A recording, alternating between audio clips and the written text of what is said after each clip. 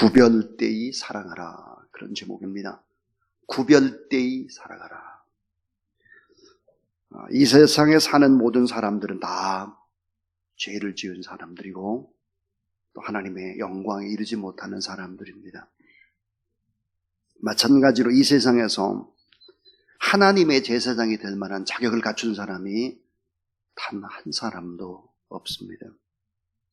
그러나 하나님께서는 아론과 그 아들들로 죄를 씻으시고 거룩하게 하심으로써 그들이 거룩한 제사장의 직분을 감당하기를 원하셨습니다. 그래서 필요한 것이 뭘까? 대속의 제사였습니다. 나 대신에 죽는 거죠. 피의 제사가 필요했던 것입니다.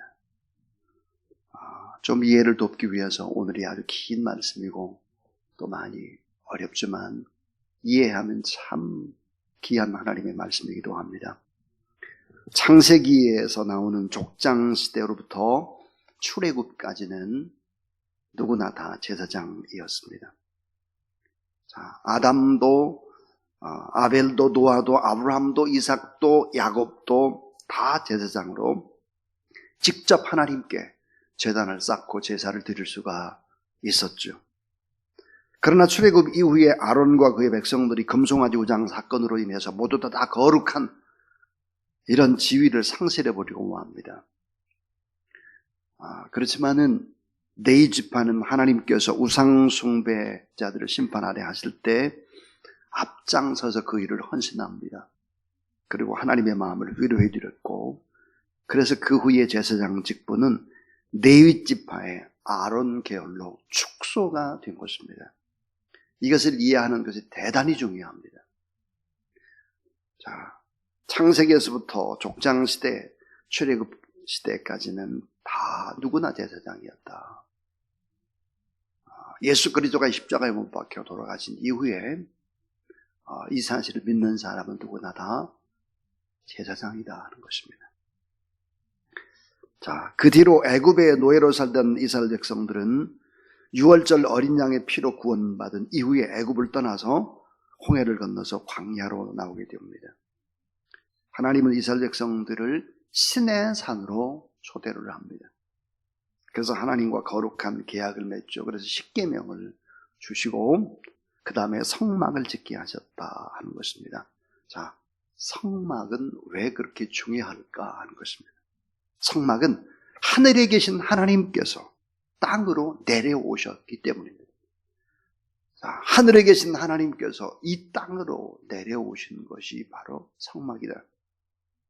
이스라엘 백성과 함께 거하시면서 그들을 돌보시고 양육하시겠다라고 하는 하나님의 사랑의 프로포즈와 같은 것입니다. 이 성막은 이스라엘을 향한 하나님의 각별한 사랑이요, 동시에 이스라엘 백성들을 훈련하겠다라고 하는 것입니다. 하나님이 주시는 은혜로 타락한 세상 속에서 죄인 상태에서 하나님이 계신 신령한 성소와 가까이 지낼 때 사람이 변화된다라고 하는 것입니다. 신앙이 성장한다라고 하는 것이죠. 하나님은 선택받은 백성들을 양육하기 위해 단계별로 철저히 준비를 하셨습니다. 그것을 어떻게 알 수 있는가? 출애굽기나 레위기를 보면 알 수 있죠.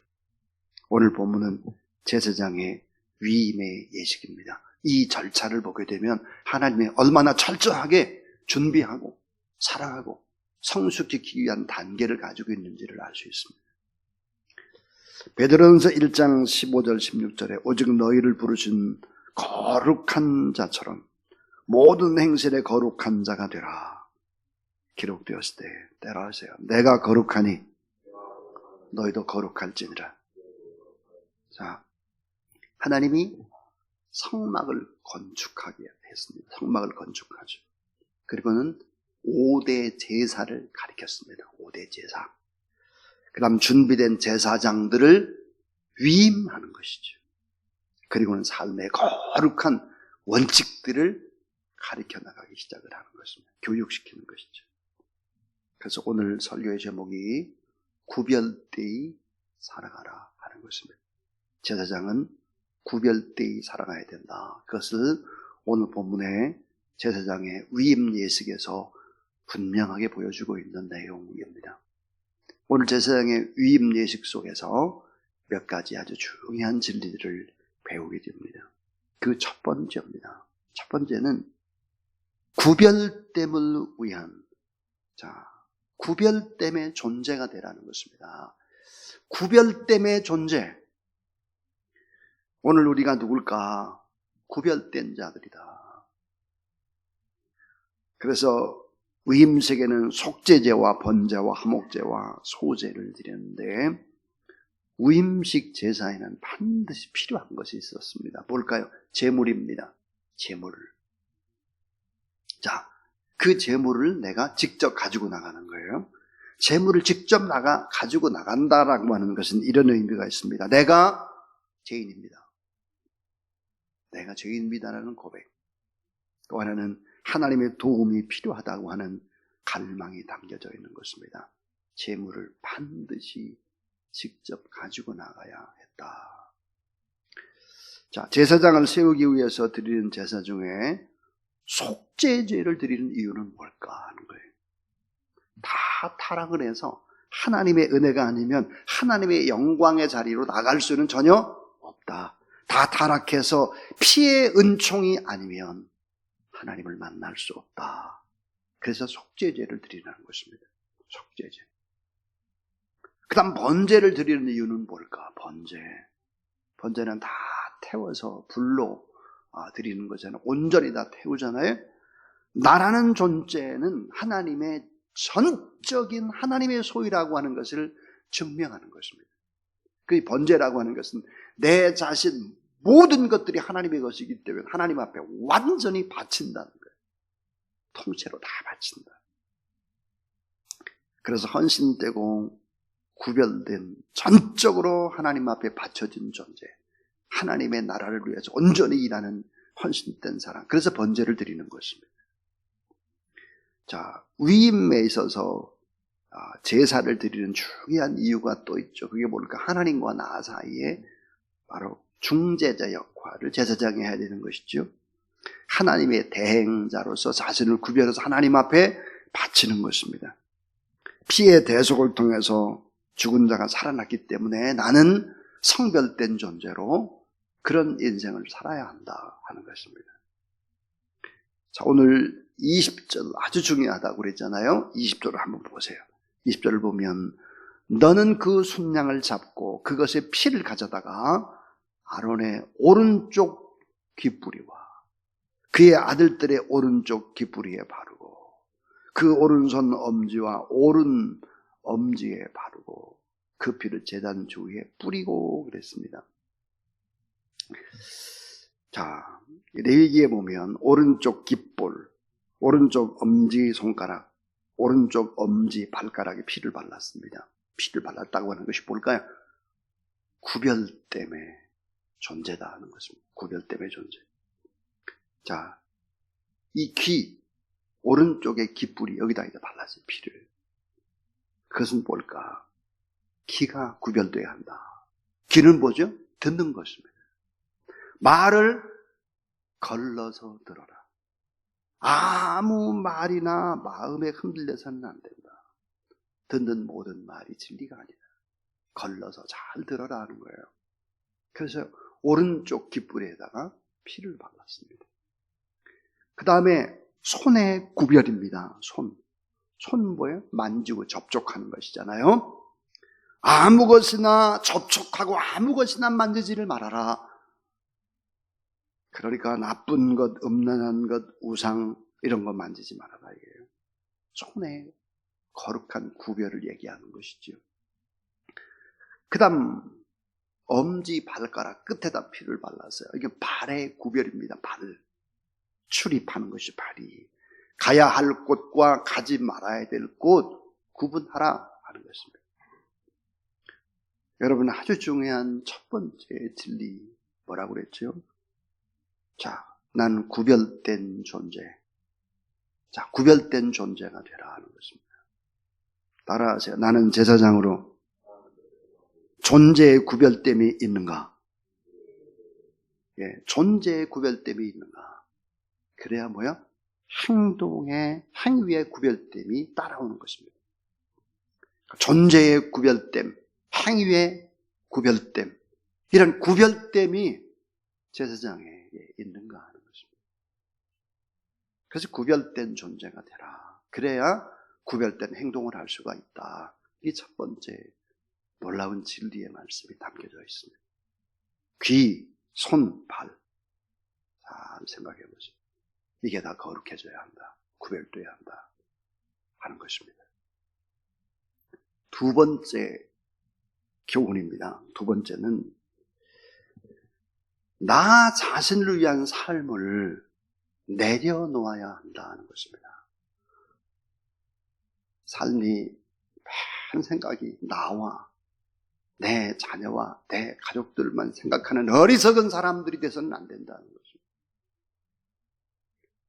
모두 다 나 중심이고 나 그리고 가족들 중심, 이거 범위 벗어나야 되죠. 이걸 범위를 벗어나지 못하면 제사장이 아니라는 거예요. 여러분 오늘 이 말씀 속에서 또 자세히 읽어보면 자 물로 씻기고 막 피를 바르고 이런 거 다 하잖아요. 이거를 그러면 아론이나 그 아론의 아들들이 하느냐? 아니에요. 다른 사람이 해주는 것입니다. 다른 사람 누가 해주나요? 모세가 해주죠. 모세가 씻겨주는 것입니다. 제사장의 삶은 피를 뿌리고 물로 씻고 자기 자신을 내려놓아야 한다는 것을 가르쳐 줍니다. 나에 대한 나와 내 가족과 내 남편과 내 아내와 내 것을 벗어나지 못하는 어리석은 사람들. 점점점 이기적이 되고 그저 다른 사람은 어떻게 되든 상관없는 이렇게 돼서는 안 된다는 것이지. 우리가 보통 범죄 세계에 몸을 담았다가 빠져나온 사람들을 뭐라고 하죠? 손 씻었다 그래요. 손 다 씻었어 이렇게 말하죠. 이 말은 뭐예요? 옛 생활, 옛 사람에 대해서 손을 씻은 것입니다. 그러니까 자기를 부인하는 것이죠. 이젠 새롭게 살겠다는 것이죠. 주님을 위해서 나를 내려놓아야 한다. 그래야 제사장이다. 더러움과 부정함을 씻어내는 것이 먼저 돼야 합니다. 거룩하게 만드는 기름 부음보다 먼저 선행돼야 하는 것이 뭘까? 부정함을 씻는 것이다. 그래서 성화의 첫 번째 단계는 뭘까? 그것은 더러움과 죄를 제거하고 자기를 내려놓는 거예요. 자기를 내려놓는 거예요. 저는 제가 가능한 한 나와 내 가족들 범위를 자꾸 한정을 하는 것을 아주 싫어합니다. 그래서 제가 우리 부목사님들한테도 때로는 그런 얘기를 합니다. 그런 거 너무 표현하지 말고 너무 나타내지 마라. 우리는 우리 가족들만을 위해 존재하는 사람이 아니고 우리 나라와 민족만을 위해 존재하는 사람이 아니고 열방을 위해 존재하는 그런 사람들이다. 그런 것을 아내들이 이해하고 가족들이 이해하지 않으면 안 된다. 그런 얘기 제가 늘 합니다. 자, 이제 세 번째 아주 중요한 진리가 있는데 그게 뭘까? 내가 누구인지 정체성을 계속 확인하라는 거예요. 내가 누구냐? 정체성을 계속 매일 새벽, 매일 매 순간 내가 누구냐? 정체성을 확인하라. 그게 뭘까요? 제사장의 옷입니다. 옷이라고 하는 것이 뭐죠? 정체성을 나타내는 거예요. 그 사람은 어떤 신분이고 어떤 사람인지를 나타내는 것이 바로 옷이었잖아요. 그래서 제사장의 옷에는 속옷이 있습니다. 흰 세마포 속옷, 띠가 있고 청색 겉옷, 에봇, 흉패, 우림과 둠빔이 있고 흰 세마포 관이 있죠. 그 다음에 금패가 있습니다. 여호와께 성결이라고 써있는 금패가 있습니다. 여러분 이 의복, 제사장이 있는 이 예복이 입은 것은 무엇을 상징할까? 입은 자의 정체성입니다. 입은 자의 정체성을 나타냅니다. 옷이라고 하는 것은 나의 행위와 나의 표현과 모든 것들을 나타내는 것이 바로 옷입니다. 대통령이 어떤 옷을 입었나, 어떤 넥타이를 맸나, 또 소방관은 어떤 옷을 입나, 경찰관, 의사, 군인 어떤 옷을 입나? 간호사는 어떤 옷을 입나? 행동과 처신이 옷이라 이 말이에요. 행동과 처신이. 자, 그런데 겉옷은 남이 보이는 것이지만 속옷은 남이 볼 수가 없다는 거예요. 그래서 중요한 것이 구별된 생각, 구별된 스피릿, 구별된 행동, 이것이 필요한 것이죠. 내가 누구인지를 늘 생각하고 또 생각하라 하는 거예요. 이거를 생각할 때 내 몸이 좀 아프고 힘이 들고 그런다고 할지라도 주의 영광을 위해서 내 자신을 드릴 수 있는 것이고 순교할 수 있는 것이고 그런 거죠. 신약시대에 요구하는 옷이 있어요. 신약시대의 옷. 제가 이 신약시대에 무슨 옷을 입어야 되는지를 한번 쭉 다 찾아봤더니 신약시대에 그 옷이 보니까 여러 종류가 있더라고요. 그 첫 번째가 예수 그리스도로 옷 입으라 그랬어요. 예수 그리스도로. 로마서 13장 14절. 그런데 계시록 7장 14절에 보니까 어린 양의 피에 씻기운 흰 옷을 입으라 그랬어요. 모든 죄를 어린 양의 피로 다 씻어가지고 깨끗하게 흰 옷이 된 거예요. 흰 옷을 입으라. 또 로마서 13장 12절 13절에 보니까 빛의 갑옷을 입으라. 빛의 갑옷. 골로새 3장 12절에 보니까 좀 길어요. 긍휼과 자비와 겸손과 온유와 오래 참음의 옷을 입어라. 그러니까 이 옷이라고 하는 것은 뭘까요? 내가 누구인지 정체성을 늘 확인하라 하는 것입니다. 그 다음에 마지막 네 번째 이야기입니다. 마지막 네 번째는 성령의 영향력 아래에 있음을 확신하라는 거예요. 성령의 영향력 아래에 있음을 확신하라. 성령이 아니면 이 모든 일이 불가능하다. 내 힘으로는 안 된다. 하나님의 은혜와 은총이 성령 안에 우리 안에 부어질 때 이게 가능한 것이다. 오늘 관유, 그래서 이 관유를 바르는데 이제 관유에 관한 이야기가 이제 내일 모레 이렇게 나옵니다. 이 관유라고 하는 이 기름은 여러 가지를 섞어서 만든 기름입니다. 장막 안에 있는 모든 기구에 관유를 발랐습니다. 이 관유라고 하는 것이 뭘까요? 하나님의 영, 성령을 가리키는 것이죠. 그래서 21절을 한번 보시면 21절 제단 위에 피와 관유를 가져다가 아론과 그의 옷과 그의 아들들과 그의 아들들의 옷에 뿌리라. 그와 그의 옷과 그의 아들들과 그의 아들들의 옷이 거룩하리라 그랬습니다. 자, 제단의 모든 기구들, 물두멍에서부터 그 받침까지 모든 부분에다 단에다가 7번을 뿌리라 그랬어요. 그리고 아론의 머리에 발라라 그랬어요. 그런데 이런 일들을 내가 하는 것이 아니었다. 아까 그랬죠? 모세가 몸을 씻겨줬고 옷을 입혀줬고 기름을 부어줬다 하는 것입니다. 여러분, 기름을 부어줬다라고 하는 것이 대단히 중요한 의미가 있잖아요. 구약성경에 기름을 부어주는 이유, 사람을 세울 때 세 가지였습니다. 왕, 그 다음에 선지자, 제사장이었어요.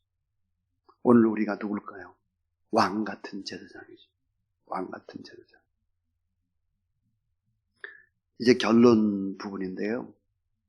이 결론이 제일 중요한 얘기겠죠. 자, 제사장으로 매일매일 드려야 되는 제사가 있었습니다. 매일매일 제사장은 제사를 드려야 되는데 어떤 제사를 드려야 했을까요? 하는 거예요. 이걸 깊이 생각해 보면 내가 어떻게 살아야 되나 하는 부분들이 정답이 나오죠. 하나가 속죄죄입니다. 속죄죄. 여러분, 속죄죄가 뭡니까? 나의 죄의 문제입니다. 나의 죄. 우리 하나님을 믿는 사람들의 특징이 내가 몸이 좀 아프면 하나님 앞에 내가 범죄했구나. 또 무슨 일이 조금 잘 안 되면 내가 하나님 앞에 교만하구나. 자꾸 누가 아프면 내가 하나님 앞에 온전히 살지 못해서 이러는구나. 이런 생각을 하면서 내 가슴을 치고 하나님 앞에 회개하는 그런 사람이 뭐예요? 속죄제를 드리는 사람이에요. 자신을 위한 회개, 하나님과의 관계가 우선이라고 하는 이런 마음을 가지고 속죄제를 드리는 것입니다. 또 하나 드려야 되는 제사가 뭘까? 번제였습니다. 번제. 하나님, 제가 몸밖에 드릴 것이 없어서 이 몸이라도 하나님을 위해서 내가 바치고 싶습니다. 하나님께 헌신하는 거예요.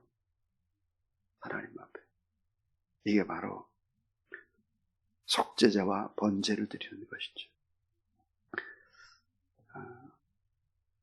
저는 찬송 가운데 143장 찬송을 보면 이렇게 돼 있어요. 한번 펴보세요. 143장 찬송. 혹시 방송실에 한번 143장을 찾아보면 좋겠고요. 자, 웬 말인가 날 위하여 주 돌아가셨나. 이 벌레 같은 날 위해 큰 해 받으셨나. 참 마지막 5절을 보면 이렇게 돼 있어요. 늘 울어도 눈물로써 못 갚을 줄 알아. 몸밖에 드릴 것 없어 이 몸 바칩니다. 이게 뭐예요? 번제. 하나님 앞에 속죄제와 번제가 잘 표현된 것이 143장이라는 생각이 듭니다. 혹시 방송실에 틀을 수 있으면 한번 틀어보시죠. 143장. 자, 여러분 한번 1절, 2절, 3절, 4절, 5절을 쭉 보세요. 2절 보면 내 지은 죄 다 지시고 자, 못 박히셨으니 웬일인가 웬 은혜인가 그 사랑 크셔라. 3절 주 십자가 못 박힐 때 그 해도 빛 잃고 그 밝은 빛 가리워서 캄캄케 되었다 그랬습니다.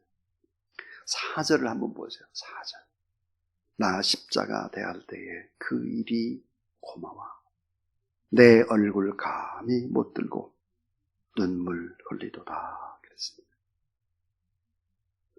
자, 우리 한번 같이 한번 찬양하죠.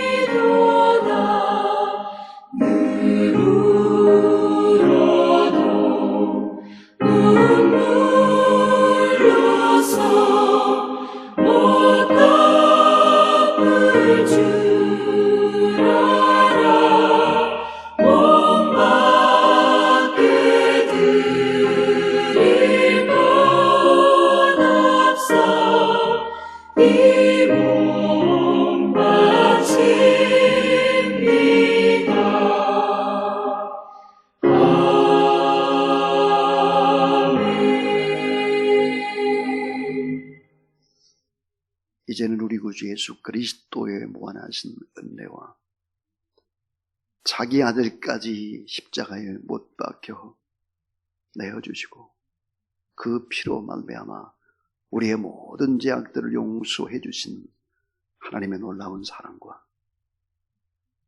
오늘 연약한 저희들에게 성령의 능력과 권능을 부으셔서 다시 힘을 얻고 믿음으로 살아가게 하시는 놀라운 성령 하나님의 역사가 오늘 거룩한 새벽에도 이전에 나와 하나님의 말씀을 받고 또 방송으로 또 함께 참여하는 모든 하나님의 사람들 머리 위에 기도 제목 가운데 특별히 몸이 불편한 우리의 가족들 저 북한 땅 위에 이제로부터 영원토록 함께 하옵시기를 간절히 축원하옵나이다. 아멘.